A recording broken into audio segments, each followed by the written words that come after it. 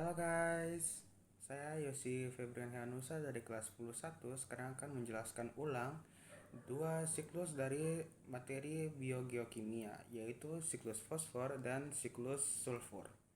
Selamat menonton, bye-bye. Daur fosfor. Daur fosfor adalah proses pergerakan fosfor dalam ekosistem litosfer, hidrosfer, dan biosfer. Nah, fosfor itu terbagi atas dua bentuk, yaitu bentuk organik dan bentuk anorganik. Bentuk organik ini berada pada makhluk hidup seperti hewan dan tumbuhan. Sedangkan bentuk anorganik itu berada pada tanah, batu, dan air. Siklus fosfor juga terbagi atas dua bentuk, yaitu bentuk organik dan bentuk anorganik. Nah, mari kita jelaskan bentuk organik. Fosfat dalam tumbuhan bisa dimakan oleh hewan herbivora yang akan mengakibatkan fosfat dalam tumbuhan tersebut sekarang berada pada hewan. Kemudian setelah hewan atau tumbuhan mati, mereka akan diuraikan dan menjadi fosfat dalam tanah. Setelah itu, fosfat dalam tanah tersebut akan mengalami proses di mana fosfat tersebut akan menjadi fosfat anorganik yang bisa diserap lagi oleh tumbuhan dari akarnya. Nah, mari kita masuk ke dalam bentuk anorganik.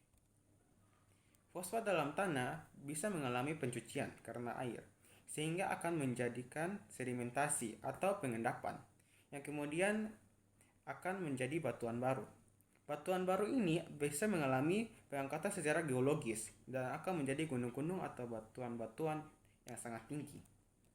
Nah, kemudian bebatuan tersebut akan mengalami proses pelapukan yang disebabkan karena air hujan. Setelah bebatuan tersebut menjadi kecil lagi, mereka akan masuk kembali ke dalam tanah dan akan menjadi fosfat ke dalam tanah lagi. Fosfat tersebut bisa mengalami pencucian lagi atau juga fosfat tersebut bisa juga terserap ke dalam tanaman melalui akarnya. Daur sulfur. Sulfur bisa berupa gas maupun materi organik yang bisa diserap oleh tumbuhan atau hewan. Sulfur juga bisa berasal dari beberapa hal, yaitu hewan atau tumbuhan yang mati lalu mengalami proses dekomposisi, erupsi gunung berapi, dan juga asap dari pabrik. Nah, sekarang ayo kita masuk ke dalam siklus sulfur. Ketika gunung api meletus, ia akan mengeluarkan sulfur dalam bentuk gas beleron dioksida dan juga hidrogen sulfida. Nah, ketika gas-gas tersebut menyentuh atmosfer, mereka akan menggabung dengan titik-titik air yang akan membentuk asam sulfat. Dan saat langit mulai mendung, hujan asam akan turun dan asam sulfat akan terserap ke dalam tanah. Asam sulfat tersebut juga akan diasimilasikan oleh tumbuhan dalam bentuk sulfur, yang akan mengakibatkan sulfur masuk ke dalam rantai makanan lewat proses makan dan dimakan. Nah, ketika hewan atau tumbuhan mati, zat organik seperti hidrogen sulfida akan diuraikan oleh dekomposer menjadi bakteri secara aerob dan juga secara anaerob.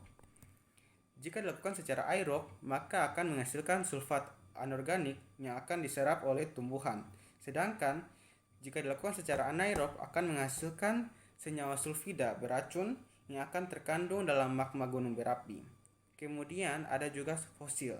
Nah, fosil makhluk hidup yang tertimbun akan dijadikan bahan bakar fosil yang mengandung sulfur dan akan digunakan oleh pabrik-pabrik.